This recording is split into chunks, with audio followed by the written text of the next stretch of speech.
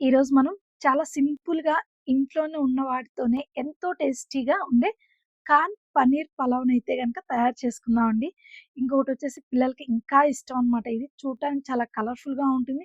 ఒక మంచి ఫ్లేవర్‌తో ఈ పలావ్ అయితే గనక మనం తయారు చేసుకుంటాం గదా!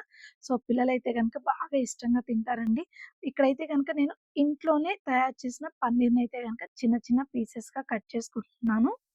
తర్వాత మనం బియ్యాన్ని ముందుగానే కడిగేసి పక్కన పెట్టుకోవాలి. ఒక హాఫ్ అన్ అవర్ కడిగి పక్కన పెట్టుకున్నాము అంటే, చక్కగా అది పొడి పొడిలాడుతూ వస్తుందండి పలావ్ అనేది. ఇది మాత్రం అస్సలు మర్చిపోవద్దు. మనం వంట స్టార్ట్ చేసేదానికన్నా ముందుగానే బియ్యం కడిగి పక్కన పెట్టుకోండి. ఈ విధంగా పన్నీర్ ముక్కలు కట్ చేసుకొని, ఒక్క పచ్చిమిరపకాయ అయితే కట్ చేస్తున్నాను. ఈరోజు మనం చేసిపోయే రెసిపీ వచ్చేసి క్వాంటిటీ ఓన్లీ ఒక్కళ్ళకే పెద్దవాళ్ళకే వస్తుందండి. ఓన్లీ 1 పర్సన్‌కనమాట. సో, ఇప్పుడైతే గనక స్టవ్ ఆన్ చేసుకొని, గిన్నె పెట్టేసుకొని, ఆయిల్ కానీ, నెయ్యి కానీ ఏదైనా ఏసుకోవచ్చండి. ఒక 2 స్పూన్ నేనిక్కడ నెయ్యయితే యాడ్ చేశాను. నేను మసాలా అయితే గనక చాలా తక్కువ యాడ్ చేస్తున్నానండి. చెక్క, ఒక ఇలాచీ, అలాగే కొద్దిగా షాజీరా ఇవి యాడ్ చేసుకొని, నెయ్యిలో కొంచెం ఫ్రై అయిన తర్వాత పచ్చిమిరపకాయి, అలాగే స్వీట్ కార్న్, పన్నీర్ మూడిటిని యాడ్ చేసుకొని కలుపుకోవాలి. దీంట్లోనే ఇక్కడ మనం కొద్దిగా అల్లం వెల్లుల్లి పేస్ట్ అయితే యాడ్ చేస్తున్నానండి. ఓన్లీ 1 పర్సన్‌కే నేను చేస్తున్నాను గాబట్టి, చాలా తక్కువైతే గనక నేనిక్కడ మసాలా అనేది యాడ్ చేస్తున్నా. ఒక పావు టీ స్పూన్ ఉప్పు, కొద్దిగా పసుపు, ఒక స్పూన్ వచ్చేసి మనకి గరం మసాలా అయితే యాడ్ చేస్తున్నా అండి. స్పూన్ వచ్చేసి చాలా చిన్నది. అందుకనేసి 1 ½ స్పూన్ లాగా వేసాననమాట అక్కడ గరం మసాలా. మనం యాడ్ చేసిన మసాలాలు అన్నీ కూడాను కొద్దిగా స్వీట్ కార్న్‌కి, పన్నీర్‌కి పట్టేలాగా ఒక 2 మినిట్స్ అలా కలుపుకోవాలి. ఆ తర్వాత బియ్యం మనం ముందుగానే కడిగి పెట్టుకున్నాం కదండీ! ఆ బియ్యం యాడ్ చేసుకోవాలి. ఆ తర్వాత బియ్యానికి సరిపడినంత నీళ్ళైతే యాడ్ చేసుకోవాలి. నేనిక్కడ ఒక గ్లాస్‌కి 3 గ్లాసులు నీళ్ళైతే తీసుకున్నానండి.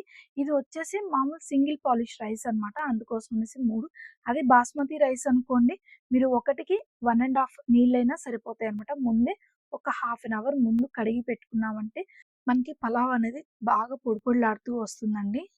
మనకి ఈ రైస్ వచ్చేసి మొత్తం అన్నం ఎలా అయితే వండుకుంటామో అలాగేనండి. టైం వచ్చేసి మనకి ఒక హాఫ్ అన్ అవర్‌లో అయితే గనక అన్నం అయితే ఉడికిపోతుంది. ఇంకా అడుగునైతే గనక కొంచెం నీళ్లున్నాయండి. మనకి పలావ్ మొత్తం రెడీ అవ్వటానికి ఒక హాఫ్ అన్ అవర్ పడుతుంది. ఫైనల్‌గా మనం కొత్తిమీర అంతా యాడ్ చేసుకొని, ఒకసారి కలుపుకొని మూత పెట్టుకుందాము.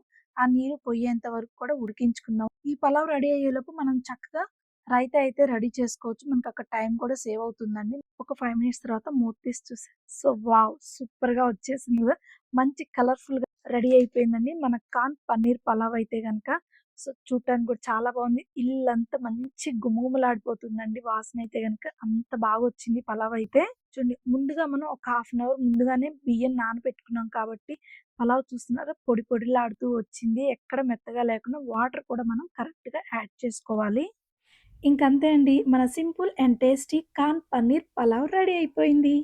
ఎక్కువ కష్టం లేకుండా ఇంట్లోనే సింపుల్‌గా చేసుకోగలిగే ఒక మంచి లంచ్ లేదా డిన్నర్ ఆప్షన్ అండి ఇది.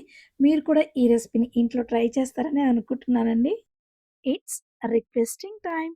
Please like, share and subscribe to our channel. Thank you friends. By by.